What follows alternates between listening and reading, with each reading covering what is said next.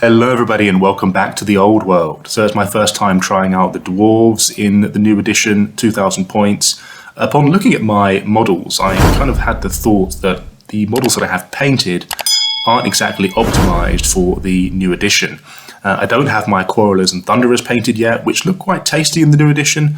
In older editions, you wanted to be in a line for shooting, but then wanted to be in a block for combat. But now lines are also good for combat.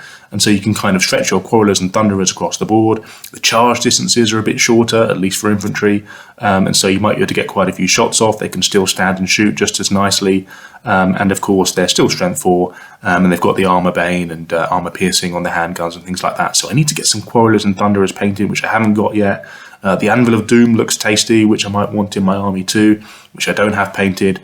So I'm stuck with more of a traditional dwarf army. The war machines look quite underwhelming in this game here. As you can see in the picture, I've gone for the bolt throwers and the cannon, sort of expecting to come across monsters and cavalry, which I might want to take some wounds off with the D3 wounds on the damage.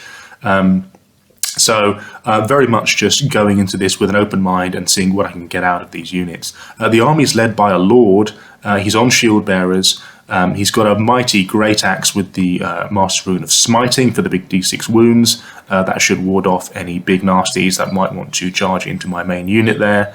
And he's got a 4-up ward with the 3 runes of what's it? Sorry, slipped my mind now. And I've got a runesmith there, just one humble runesmith. He's got 2 dispel runes, runes spellbreaking, which are very nice in this edition because the dispel scroll is not as good now, and the dispel runes still do the automatic dispel. He's only a level 1 though for dispelling, and as you'll see as the game goes on, just having a level 1 for dispelling is a massive disadvantage, and you've got to find some way of evening up the balance in the magic phase. In magic generally for dwarves. I've got a Thane BSB there, making up my 3 characters. I've gone for 28 dwarf warriors with great weapons. They've got the Rune of Battle on there as well. I like, as people will know who watch my battle reports in the past for 8th edition, I'm a big fan of the humble dwarf warrior. And in this edition, he looks quite tasty. He's got just 1 extra point for the great weapons, so you can get them for 9 points a model with great weapons. They can take the magic banner, as can lots of core units in this edition, and they can take the drilled special rule. And I have checked with my opponent before the game as to the extent to which the drilled rule can be used. Check out my previous video if you haven't seen it already. That we both accepted that you can use the drilled rule to reform just before you charge. Planning on putting my BSB in that unit as well, so plus the ranks being heavy infantry, plus the Rune of Battle, should give me a nice static combat res on the Dwarf Warriors. Got 20 Iron Breakers, also got the Drilled Special Rule, 20 Longbeards with great weapons, also got the Drilled Special Rule, and then 3 Bolt Throwers, 1 Cannon with just 1 Rune of Forging on the cannon.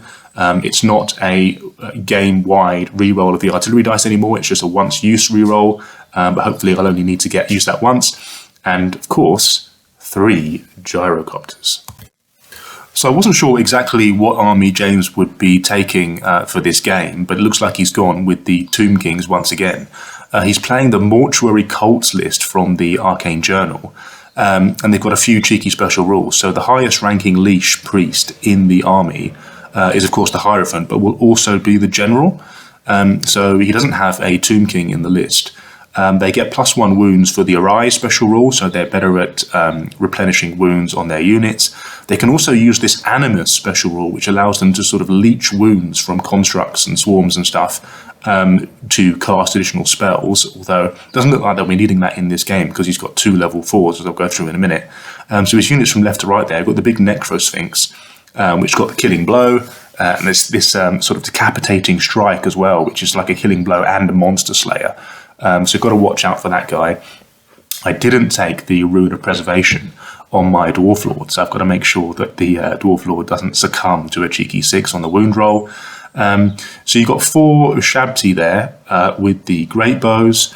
There's 2 level 4 leashes in the list. They're both on Elementalism. So you can see one just next to the Scorpion there, that's the General, and the second one sort of milling around on his Jack Jones in between those skirmishing skeleton archers there. They have taken, the first one's taken the Plague of Rust, summon elemental spirits, Wind Blast, and the Incantation of Desiccation, which is the -1 strength and toughness hex. And the second one has also taken Plague of Rust and Wind Blast, but this time with the Earthen Ramparts and the Travel Mystical Pathways. So look, I mean, they've got 8 spells there. Oh, there's also a level 1, I should say, on the BSB, is it? It's taken the Desert Winds, which allows them that cheeky reserve move on some of their units that are within command range. I remember in 8th edition, the Tomb Kings sort of dominated the Magic phase, and they were always able to sort of boost the amount of dice they had in the Magic phase and end up with loads of dice. In this edition, though, Magic is just so unrestrained, and basically the more spells you have, the more spells you can cast. And there isn't a Magic phase, so there isn't any limit on resources that you need for that Magic phase. And so this game seems like it's going to be dominated by just loads of hexes and enchantments and magic missiles and stuff, which I'm going to be able to do very little about, because yes, I have 2 Dispel Scrolls, but that's going to be used quite quickly. And I've only got +1 to Dispel with my humble Runesmith. So yeah, it's going to be a bit difficult. The Plague of Rust spell as well, with that -2 armor save, might actually be crippling, especially for my Ironbreaker, sort of relying on that cheeky 3-up rerolling 1s, and that will kind of take away their main survivability buff that they have. The Wind Blast is a great magic missile as well, D3+3, strength 5, armor piercing 1, and it makes you give ground. And you can cast that twice. He's also got the Ruby Ring of Ruin as well in the mix. So look, the magic phase is going to be I keep saying the magic phase. The magic capabilities of the Tomb Kings, especially in this game, is going to be pretty devastating. And he can cast that Wind Blast and Plague of Rust twice every turn, with a +4 to cast as well. What am I going to do against that? His BSB has this magic item called the Sigil of Centuries, which has a 6-inch initiative debuff, right? Which could prove to be quite valuable, because obviously dwarves have a low initiative, as do skeletons, of course. But his skeletons have got spears, which means if I'm charging them, they've got a +1. Perhaps they'll get to strike first, even if I charge them, depending on how far I'm charging, and so on. He's got the 2 big blocks of skeleton spearmen there, 2 sort of waves of skeleton skirmishers with warbows. The Casket of Souls looks all right in this edition. The Light of Death isn't what it used to be, but he's got this Light of Protection spell, which gives -1 to hit across the board and a 6-up ward. Great spell. It's quite a defensive list, isn't it? I'm not sure whether he's going to come at me or whether I'm going to have to come to him. Every game I've played with dwarves in the past, obviously this is my first game with the Old World, but talking about previous editions, whenever I play dwarves and I have to come across the board towards the enemy, I always lose the game. So I'm really hoping that the way things pan out is that he comes to me, but we'll see. He's got 2 lone scorpions, one of which is ambushing. The wording on the Mortuary Cults army list is that you have 1+ scorpion per 1,000 points, and I'm reading that as you need to have a scorpion in your list for every 1,000 points. So yeah, he's got two scorpions in there, and there's 3 ambushing unridden necro serpents, and they've got this terror below special rule where if they pop up out of the ground near to your units, they sort of drag dwarves down into the dirt as they're popping up. And therefore that could be pretty nasty. So we've got 2 big blocks of defensive skeletons. The casket and the skirmishers and the 2 level 4s looks very defensive, but then again there's these ambushing serpents, scorpions, and of course the flying necrosphinx. So let's see whether I'm on the defensive or I'm having to be forced to go on the offensive. So after vanguarding with my gyrocopters, 1 on each flank and 1 down the centre, the Tomb Kings take the first turn. Immediately I see that it's going to be a fairly cagey game to begin with. Initially I was thinking, well, let's just vanguard up the gyrocopters. I want them to sort of be in the mix straight from turn 1. I'm expecting these skirmishers to come up to sort of screen the big blocks. Because, the war bows are only sort of range 24. The Plague of Rust is only not Plague of Rust, the Wind Blast is only range 15. Yes, they've got those Ashabtis with the Great Bow, but other than that, they're going to need to get a little bit closer in order to engage with my dwarves. So I thought, okay, let's just push up a little bit, and perhaps we can meet the Tomb Kings sort of in the middle of the board.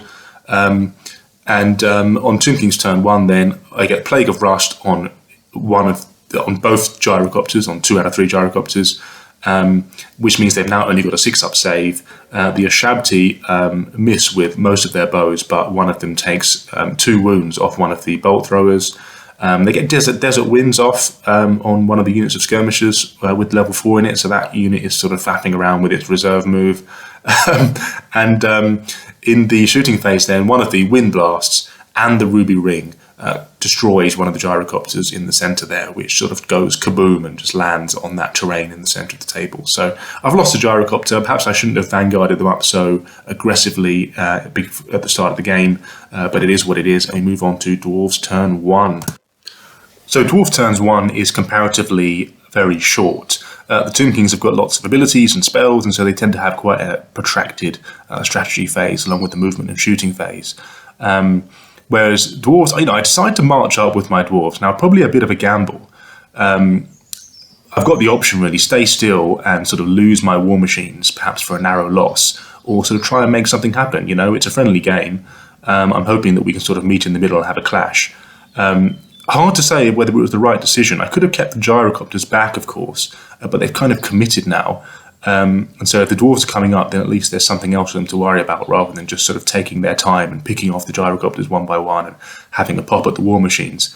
There's these Ashabti, of course, with the great bows, and their bows are kind of similar to my gyrocopters in that they've got the range and they've got the multiple wounds too. The difference, of course, is that the Ashabti don't take cover penalties and the gyrocopters do, and of course the Ashabti can be raised from the dead.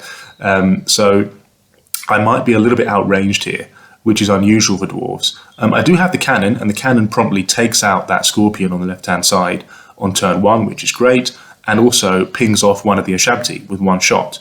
I'm moving up the gyrocopters on the flanks again to encircle. That Plague of Rust lasts until the next turn of the Tomb Kings, which is very annoying. And as you'll see, that makes a difference when we get into close combat.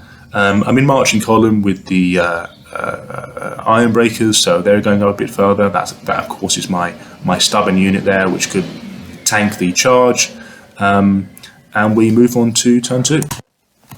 So on Tomb Kings turn 2, it becomes crystal clear that the Tomb Kings are going for a very defensive strategy for this game, as they kind of pivot and react to these gyrocopters coming up the flanks, and on large ignore the dwarves marching up the centre.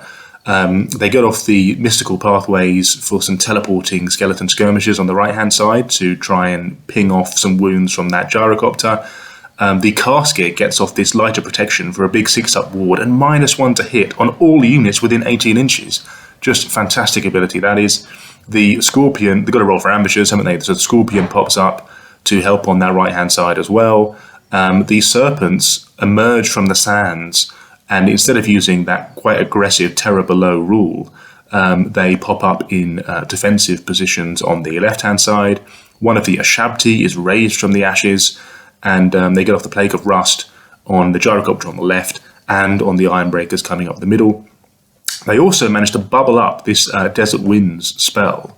Now the big version affects everyone within command range of the caster. Now, is that within command range of where the caster is during the strategy phase when it is cast, or where the caster is in the shooting phase when you would do the reserve move? I think we played it so that it was when the spell is cast, and so if the wizard then moved into a different position during the movement phase, no, sorry, we played it the other way around. We played it during where the wizard was when you make the reserve move, right? So if you bubble up the spell and then the wizard sort of wanders off somewhere, they wouldn't then be able to make a reserve move because the wizard is no longer within command range of some people. I don't know whether we played it right there, so just let me know what you think in the comments. I then get a battery of magic missiles with the wind blasts and the ruby ring on the gyrocopter on the left there, which remarkably only loses 1 wound. And so is still alive there to try and threaten that casket on turn 3. Again, another big slog of a Tomb King's turn with lots of spells and abilities, and really, I'm unable to dispel anything.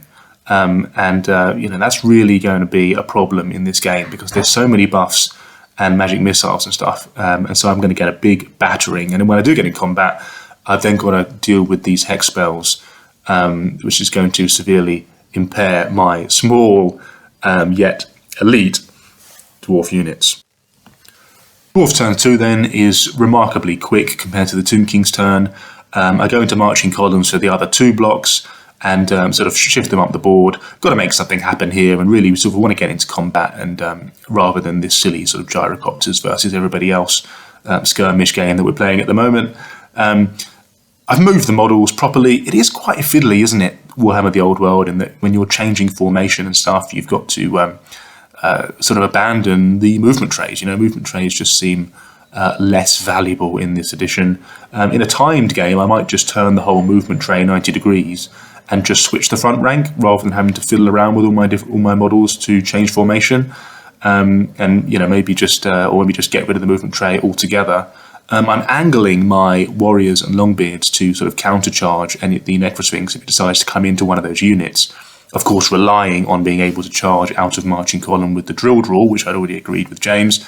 One of my gyrocopters on the left-hand side moves over the Ashabti then to threaten that Casket of Souls on the next turn.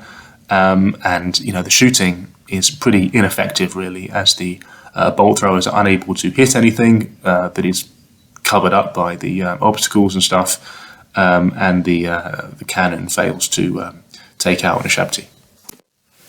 Tomb King's turn 3, so that 4th Ashabti is back from the dead. Really ineffective shooting from the dwarves against Tomb Kings because they can just raise their skeletons afterwards. The Necrosphinx declares the charge and is in against my dwarf warriors. Shame they're in marching column for that first round of combat, but I do have a lot of static res on that unit, so I'm not too worried at the moment. The usual hexes go off, Plague of Rust on the Ironbreakers, nothing I can do about it, and really the Ironbreakers didn't have their full saving throw the whole game. The enchantments as well, so you've got the Earthen Ramparts on the Skeleton Spearmen on the right hand side, raising those skeleton skirmishers from the dead in the middle of the board there, so there's a cheeky unit of sort of 7 skeletons with hand weapons just as a kind of roadblock there. It's a bit annoying because obviously I need to sort of get up the board quickly, and we've got another terrain in the way of these annoying skeletons. It's an all-out assault on my gyrocopter on the top left there that is threatening the back of the Tomb King's army, and it kind of reminds me of 8th edition, where the way to defeat Tomb Kings in 8th was just to get round the back somehow so that you can get at their Hierophant and their Casket of Souls, and they had very powerful units with lots of magic, but really if you got into combat with them with a unit of fast cav or something, you could just run riot around the back of their army. And so we have these skeleton skirmishers manoeuvring to fire their bow shots. We've got both of the level 4s coming there to fire wind blasts at my gyrocopter, and of course that Casket of Souls pivoting to perhaps get off a zap on the gyrocopter as well. Remarkably, the gyrocopter survived the onslaught. Now, I did use both of my runes of spellbreaking. I thought, you know what, I may as well just try and keep this gyrocopter alive, and then maybe charge the casket or charge one of the level 4s in my turn and see if I can actually do something. But 2 wind blasts, the casket zap, a vortex being dropped in front of him, the Ruby Ring of Ruin, all these archer shots, and that plucky gyrocopter survives. So it's just fantastic, and perhaps I've got the chance of actually doing some damage in my turn. In combat then, this big Necrosphinx against my tiny dwarf warriors. Now the dwarf warriors lose about 6 dwarfs to the vicious attacks from this construct. But they've got a big static res of about 6, I think. So they've got, what have they got? They've got the 2 ranks and heavy infantry, close order, banner, BSB, rune of battle. So my big static res sort of cancels out all those wounds. And of course they stick and just give ground a little bit. Let's see if I can make something happen in the dwarf's turn. So Dwarfs turn 3, and it is time to charge. These skeletons, as you can see in the picture, have sort of reformed into a kind of line to try and block my Longbeards. But I can use the drilled roll to put a bunch of Longbeards on the left-hand side, and therefore get wide enough so that I can defeat those skeletons and overrun into the flank of the Necrosphinx. A little bit sort of gamey perhaps, but I'm not using the drilled roll in any way that we hadn't previously discussed. I'm charging the units right in front of me. It just so happens that I'm able to reform in such a way so that I can overrun into that beast. And of course I want to get my king into the flank of this beast, so that I can try and get that big d6 wounds on it. So I go from 4 across to 9 across. The Ironbreakers do the same and charge into those skeletons. The Ironbreakers win combat narrowly, and the skeletons hold. They've got this rule where they don't give ground, so they just sort of smash into each other and stick. I think only 1 wound on each side. Oh, actually, I kill a few skeletons and they get 1 wound back. The Longbeards crash through these tiny skeletons and then into the flank of that monster. And we don't get much damage on that monster at all, but the king managed to sneak through a single wound. Now, the construct, the Necrosphinx, passes its regen save, so I don't actually do any wounds. But the way it worked, and I think we had to look at the FAQ for this, if you pass the regen save, of course, that does count for combat res, and if you do multiple wounds, that means I'd roll the d6 wounds to see how much combat res I would get in addition, and I get a 5. So obviously with the big static res of the Dwarf Warriors and an extra 5 on the combat res in addition to that flank charge means that I crumble the Necrosphinx in the 1 turn when all is said and done. So we reform with the Longbeards, feeling good that we've taken out that unit, but a bit annoying now that the Longbeards are kind of blocking the Warriors for advances on the next turn. Now the Gyrocopter charges the Hierophant. I think James was planning to sort of reserve move that Hierophant out the way, but obviously the way we were playing it is that the BSB was no longer within range to get that Hierophant out of the way with the Desert Wind spell. But the Gyrocopter fluffs its attacks and is actually slain by the Leash. The Leash sneaks a wound through on the Gyrocopter, fails his save, and the Gyrocopter dies. So it was a big anti-climax there, as the Gyrocopter behind the Tomb King's lines proves ineffective in the end. And sort of back to where we started, really, in the blocks of dwarves in the middle of the board, facing off against these big units of skeletons. I've got to try and hold on and try and ward off these serpents and scorpions and things that are going to get into my flanks soon. Tomb King's turn 4, so we get the usual swathe of buffs and debuffs from the level 4 wizards. The highlights being the incantation of desiccation on the Longbeards for -1 strength and toughness. Now it does only last till the end of this turn, but there's a lot of bow shots and stuff to come in that can easily sort of get through the 5-up save of those Longbeards. Plague of Rust once again on the Ironbreakers. Really a thorn in my side that spell has been throughout the whole game on the Ironbreakers and of course the Gyrocopters. That Scorpion is now in the flank of the Ironbreakers, and things are looking a bit ropey for that unit. They've only got the Runesmith in the unit. They don't have any other sort of character support or any tricks up their sleeve. They get the Mystical Pathways off on the Ashabti, and those Ashabti teleport over that building, bearing down on my war machines at the back of the board. And they also spring up the Vortex sort of in front of my Dwarf Warriors there, which is going to sort of prevent my Dwarf Warriors from easily getting into the flank of that main block. The other block of skeletons marches up, or moves and then reserves moves, I can't remember which. So it's sort of in line with the other block of spearmen there. So there's a good sort of battle line, quite a strong battle line as well, because there's a quite chunky unit of spearmen for the Tomb Kings in the middle of the board. I then get a barrage of shooting into the Longbeards and thinning out their numbers quite drastically. So the king is now sort of making his final stand with that line of Longbeards there, ready to charge on the Dwarf turn 4. The Ironbreakers fight on bravely, but the skeleton spearmen, having raised a few of their number in the strategy phase, are at full strength once again. And that Scorpion coming in, despite the Scorpion sort of fluffing its attacks, adds a bit of combat res, obviously being in the flank, and the Ironbreakers lose combat. They are stubborn, so it doesn't matter that they're outnumbered, but they fall back in good order a couple of inches, and the Skeletons and Scorpion close in on the Ironbreakers. And with their stubborn rule used up now, and no other dwarves there to help them in the combat, things are looking a bit risky for those Ironbreakers. It's Dwarf turn 4, and with my Runesmith locked in combat, and I am unable to dispel this vortex as it then crashes through my Dwarf Warriors and Longbeards, killing a few dwarves in each unit. I then go for the last charge, really, because the Dwarf King is there with his loyal Longbeards, and there's not really a whole lot they can do in this situation. So they charge forward into their Skeleton Warriors, just hoping that perhaps the Warriors onto their left flank could come and save the day later on. In combat then, the Ironbreakers lose combat once again with that Scorpion killing a few on the flank. They then are cut down as they fail their leadership check, and of course, because they're outnumbered double on the unit strength, they can't fall back in good order, and they flee, and the Scorpion rounds them all up. So that's the end of the Ironbreakers.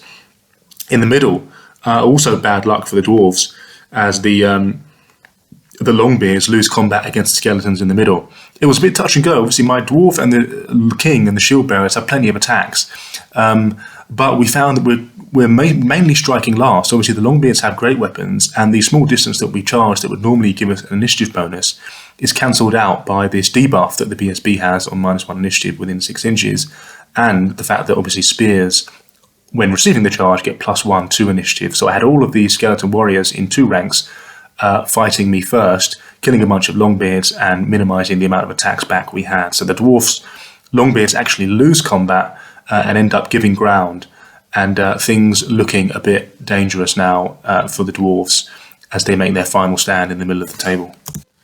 So it's getting a bit late now, and we decide to play one final turn, and the magic barrage comes in once again from the Tomb Kings, as with my Runesmith destroyed, I'm unable to do anything about the Earthen Ramparts, the Incantation of Desiccation on the Longbeards, the Plague of Rust on the Warriors, the Serpents charge in against the Warriors. Confident I might be able to win that combat, actually, because I've got a big static res still on that unit with my BSB and the War Banner.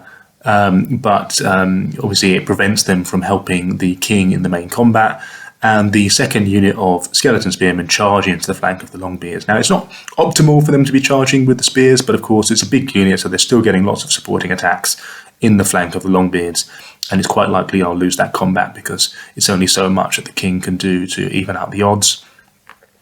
And that's what happens. So we lose combat in the middle with the Longbeards. The King gets pushed back once again, although coming into contact with my Dwarf Warriors means he can't actually give ground that far.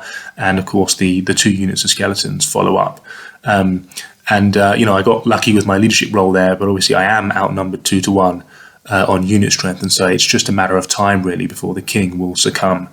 I do win the combat with the Warriors. But the Serpents don't crumble completely, and that combat rolls on.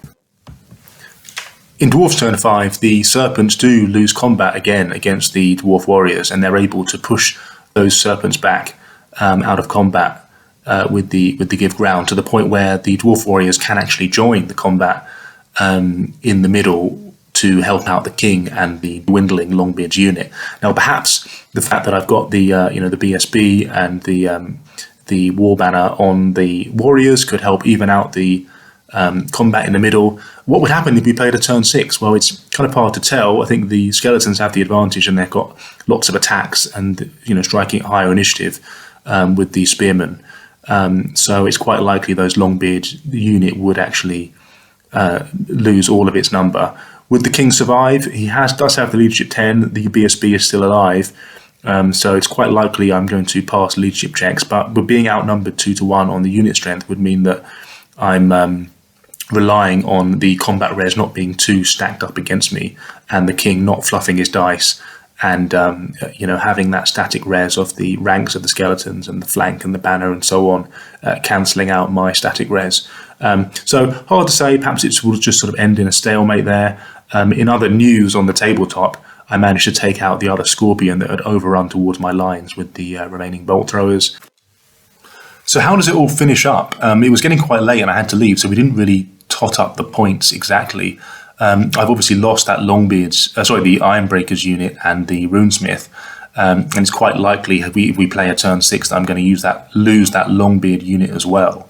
Other than that, what have I lost? A Bolt Thrower, and I've lost the Gyrocopters as well, and the Tomb Kings have lost the Necrosphinx, the Scorpions, perhaps that Serpent unit. So it's looking like a win for the Tomb Kings. Crazy game, really. I think really dominated the fact with a magic heavy list. 2 level 4s in a 2,000 point game, and me just having the 1 level 1 Runesmith was just a massive mismatch. And I think a level 4, even if it's just for dispelling, is essential really in a 2,000 point game, Warhammer The Old World. Reserve moves, tons of magic missiles, vortexes, all these enchantments and hexes meant that really I was on the back foot in every phase. I still don't like the magic in Old World that much. I think the fact that you're just rolling 2d6 for everything and I can't dispel anything, and 1 fated dispel per turn with no additions to it. I mean, why don't they just allow unlimited fated dispels? It just seems a bit just 1 in a million that the fated dispel is actually going to have an impact if your opponent has a level 4. And there's no sort of ultimate culmination of the magic phase. Every spell has an equal chance, a very big chance, of getting cast, and it's very much stacked in favour of the caster and against the dispeller. So Dwarves seem to be a bit weak. I've got to change the list and try different things, but obviously my first outing with the Dwarves. And Tomb Kings seem pretty strong, especially this type of list that is very magic heavy. I think it can be manageable if you've got a fast-moving army that can get round the back and threaten the Hierophant, threaten the Casket, threaten their level 4s in some way sort of earlier on in the game. But if you're trying to come at them and hack your way through skeletons in order to get to their spellcasters, then you're just not going to do that, right? Other things that were quite important, I think, were the big units. In Warhammer The Old World, of course, nothing is unless you've got the unbreakable special rule, but nothing's really unbreakable in the sense that no matter how high your leadership is, if you're outnumbered 2-1 on the unit strength, then you can be broken, right? Your stubborn can only last for 1 turn. But big units are the unbreakable units, because then you're very unlikely to be outnumbered double unit strength. I would really like it personally if unit strength was somehow connected to ranks, because I just think that a long line of warriors shouldn't be as tough to beat as a block of warriors that are all ranked up and making their stand close together, right? Because it just seems more thematic. If you've got a line of warriors, that might be good for attacking, but once you get holes smashed in your line, then you're much more likely to for the enemy to get round the back and for you to break and scatter. Whereas if you're in a block, the enemy can't get in between your ranks, and it just seems like you're going to be much more solid as a unit if you're actually in a block ranked up. So I don't like the fact that it's just unit strength, because it doesn't differentiate between ranks and lines. But I guess that's a discussion for another video. Probably made a mistake vanguarding those Gyrocopters on turn 1. Perhaps I should have just kept them back. But then again, with my shooting, bolt throwers weren't effective in this game.